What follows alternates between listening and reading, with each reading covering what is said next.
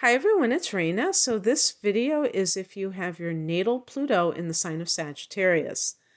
People who have this placement will tend to be Generation Z people, and these are also called Zoomers. And technically, I don't know if you call it technically, but the years of Generation Z are supposed to be from the mid to late 90s. This is from Wikipedia to the early 2010s. So that doesn't sound very exact, and that's kind of strange. Some of the other generations, they have very specific years that are the start and cutoff.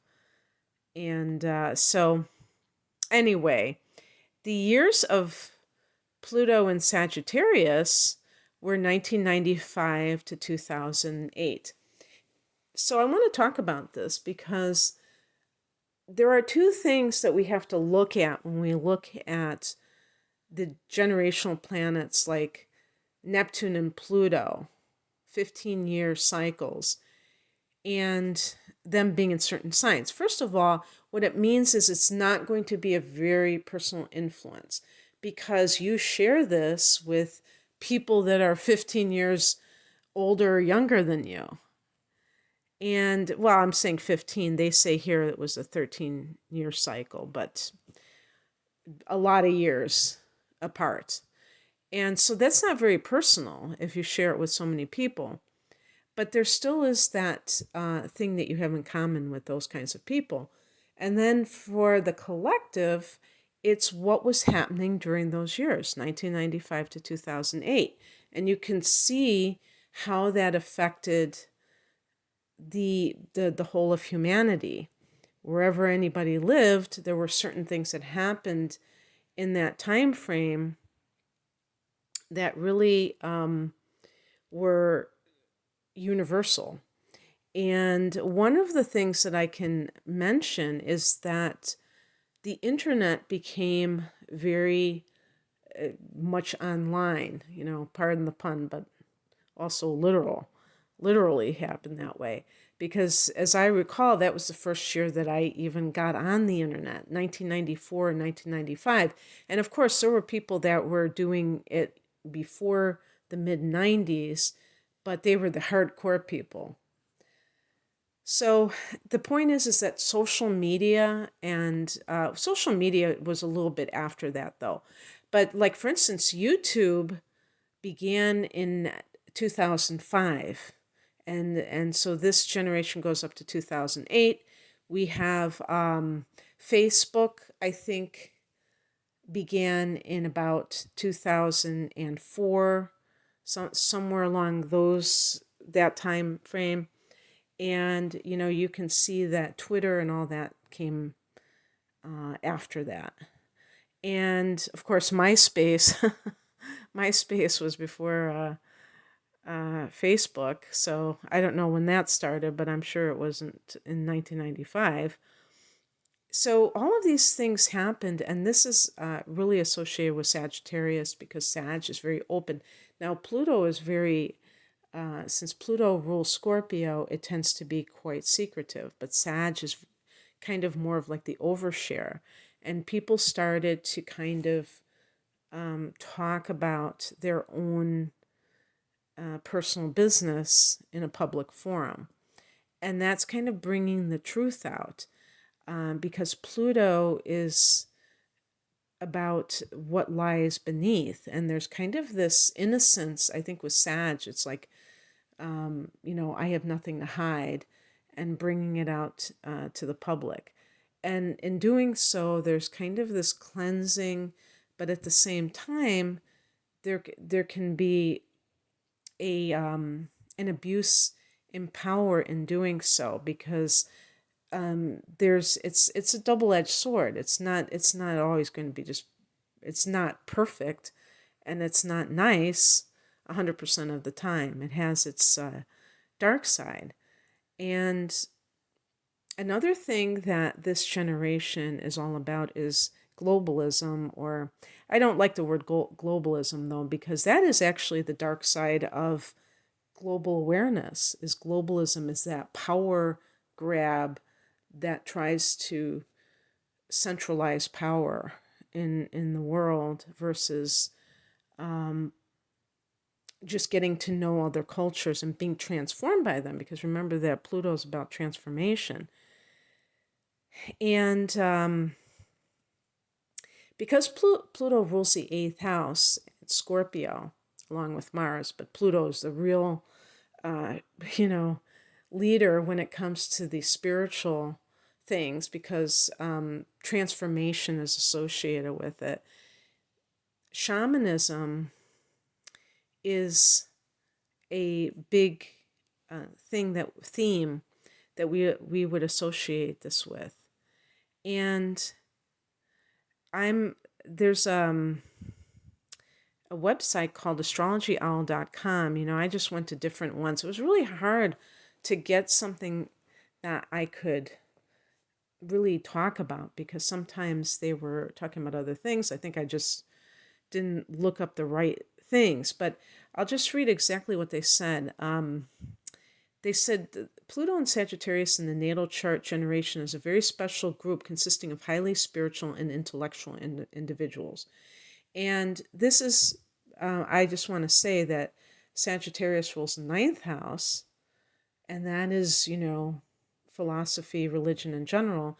And the 8th house that Scorpio rules, that Pluto is one of the rulers of Scorpio, is about spirituality versus religion. And, the intellectual part of that is more of the Sag, the higher learning of the 9th house.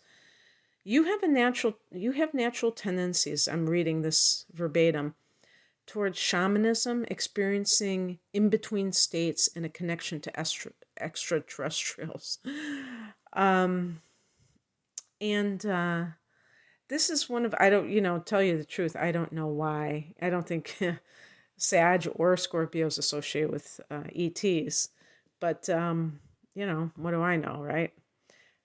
The point is that Sagittarius is about expansion. And what I would say about all of that is that Pluto can represent somebody who is transforming their sense of what is possible. So and transforming one's belief system. And certainly I have noticed in the younger generation who are now in their 20s, let's see, if the end of Generation Z is 2012, that would mean that the young ones are really like 10 years old. And it's really funny because I briefly had a TikTok account in March of 2022. And I got rid of it right away because I was getting all these kids that were signing up, and I just didn't want, and I'm not used to having kids following me. I really don't like that. I'd rather people be, adults, because some of the themes that are discussed are adult themes, and I don't think it's appropriate for children to be getting involved in all of this so early. But they were into it, and they knew what their signs were. And I was discussing this with other people in the spiritual genre, and they were saying that they know children that are very into astrology and all these things. So it could be that they're just advanced spiritually, and they are into these things just naturally. And so if you know anybody, you might be listening to this if you're on the older side of Generation Z, but if you know younger kids that are very into spiritual topics, let me know, because I'm just curious about all of that. It just seemed a little bit much when I was dealing with it firsthand. So I think that one of the things that can happen with some of these, I'm trying to think, the oldest ones would be around 27, maybe 26 right now, 26, 27, if you're born in 1995. And even some older 20-somethings are doing this too, where they're going to other countries and they're traveling but they might be doing it because they feel like they can have a better life somewhere else. I have actually seen this with older people who I still consider young because they might be 30, but they're in their early 30s, but compared to me, they seem like they're young. But I think that in this generation, because of technology, there isn't this sense of having to even physically travel because they're doing it with their minds. And this expands things in a way that is so so much more than just the physical form. When you can travel with your mind, to me that's the ultimate, because that doesn't require if your body moves somewhere, it gives the illusion that you're doing something, but that doesn't really make it true, because you could go to another country and be as narrow-minded as you ever were. Um, so so definitely the spiritual advancement may be a natural with this generation. Um, One of these sites talks about being able to see the truth, like a very strong ability probably to see through everything. And that, I think that I don't know if I would agree with that 100%. I think that we have to also look at Neptune, because Neptune can be a deceiver, and I can't wait to do Neptune and Sagittarius. I think that'll be very interesting. No, not I just did that. There was another sign that I wanted to do. Neptune and Scorpio, maybe it was. I've already done Neptune and Sagittarius, and I don't know how that compares to Pluto and Sagittarius, what years, if there's like some common themes. But they say there's a natural positivity to this generation. And I think that there would be a natural affinity to the law of attraction. And certainly there are very young people who are getting into the law of attraction in their own way, whatever that represents to them, because that there's nothing new about the law of attraction. It just has been repackaged with different names. And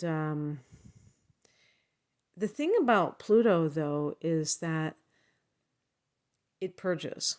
And so anything, and come to think of it, it is very possible that this generation is going to be some of the people of this generation will be the wayshowers when it comes to the truth coming to light, because that is a big theme right now. We have Neptune in Pisces as we speak, probably for the last 10 years. I'm recording this in 2022.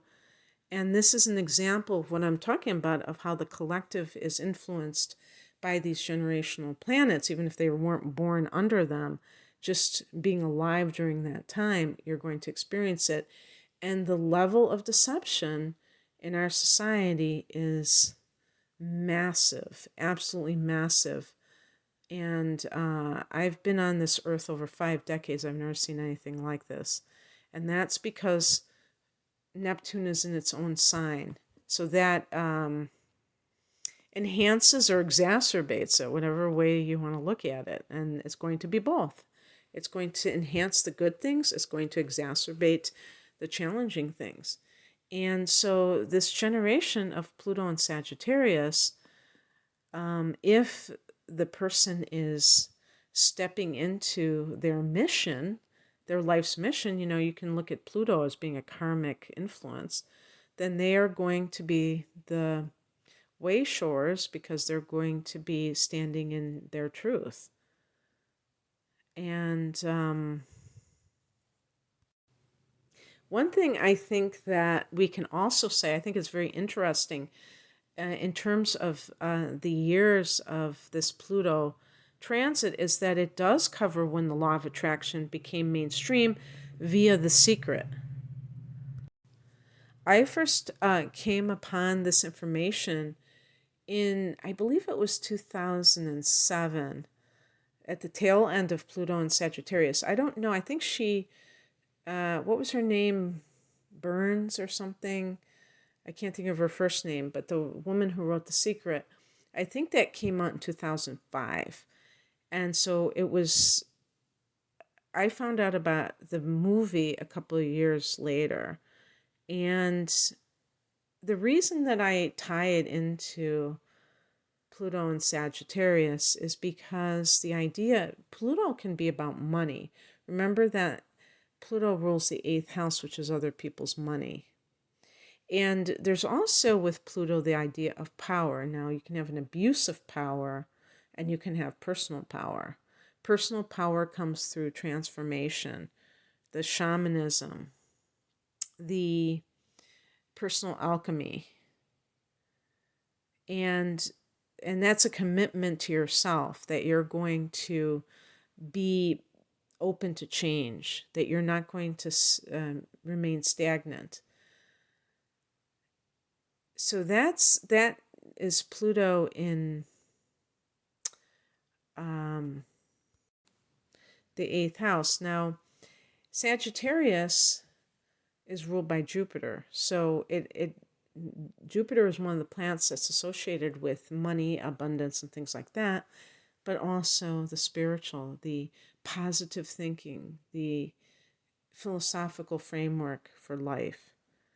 And so this combination is empowerment through positive thoughts. That's how I would say Pluto and Sagittarius. And that's really what The Secret was all about. Even though the book itself and the movie that I saw, it seemed to, be a little bit too much about the material gain.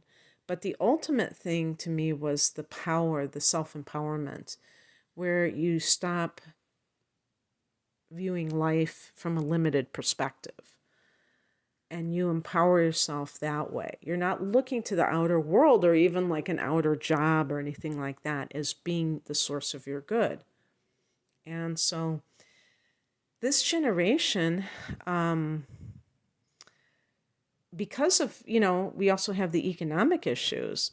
Interestingly, Pluto ended its transit in Sagittarius in 2008, and that was when the economy collapsed.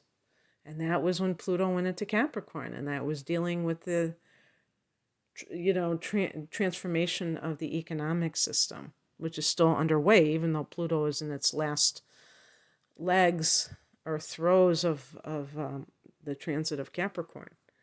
So in Sagittarius, it was more of what I would call a personal thing in the form of independent power as it relates to our transformation on multi-levels. Yes, it could be financial, but it can also be that transformation of our life philosophy, how we view things. All of us. I'm talking about all of us with these things. And so the generation that is now at the oldest end in their late 20s, then they're poised to have their first Saturn return. They're dealing with some of these issues in the wider collective that have to do with that economic collapse when they were probably, they were probably just like in grade school, and they probably had to deal with some of that within their own family, the kind of measures that were taken in order to be more frugal and all of that. And I actually think that there is some good in that, because when children are overindulged, they don't really have that sense of their own empowerment. Everything becomes what they can buy instead of what they can do personally to make things happen. In other words, resourcefulness. So, yeah, it's very, very interesting. And I think this is one of the big reasons that these 20 somethings, and I've had some of these Generation Z people as clients, why they are so interested in personal transformation at a young age, because this is just comes natural to them and they see it as part of their life's journey, what they need to know. They want to learn as much about themselves as possible. So I really like that. And I promise I'll stop calling I'm going to say snowflakes, because I was trying to think, okay, who do I call those people snowflakes? Millennials or Generation Z? And I think I've heard some millennials say that Generation Z are the snowflakes. But you know something? That's where the hijacking happens, because people who are trying to control all of us, they know, I believe that they know the different types of consciousness that come into this, incarnate into this material world as a group. And they know, like the nature of Generation Z, they know that they are very, very attuned, spiritually attuned. And therefore, they have the ability to be, infiltrated mentally through certain things that they put out there. Because a lot of the even with the millennials, they were also targeted, with all these things like, oh, you have social anxiety, you have this disorder, you have that disorder. And I'm not saying that people can't have disorders, but sometimes people are just introverts. Sometimes you're calling them hyperactive and they just have a lot of energy. And maybe, how come the people that can just sit in one place for hours at a time they don't have a disorder and they don't have to take medication for it? It's perfectly fine that they can sit in one little place, because when you find out what school is for, then you know who is considered, somebody who's going to make a good worker, I was going to say a good slave, but I didn't want to take it that far, but you know what I mean. So the person who can sit in place, who doesn't flinch, who just sits there all day, who's very obedient. Pluto and Sagittarius can see through all of that. And I think also that might have something to do with education in general. Although the ninth house that Sag rules is about higher education, I really think that it can transcend that and be about how do we acquire information that is, of a higher nature, and does it come from a cookie cutter place? Pluto is about, taking down things that aren't working. And this generation doesn't want to acquire information in that cookie cutter way. This combination is just too spiritual for the old paradigm to remain intact. And you can get your wisdom, and you're going to probably value wisdom more than knowledge any day of the week, because the third house is more like mundane knowledge. But you might see through that, having, with Pluto there, and be able to realize what's really important, if it's really about mundane knowledge or transcendent wisdom. Okay, that's what I have for you. I hope that this resonated. If you would like a personal reading, the link is below. Take care. Bye.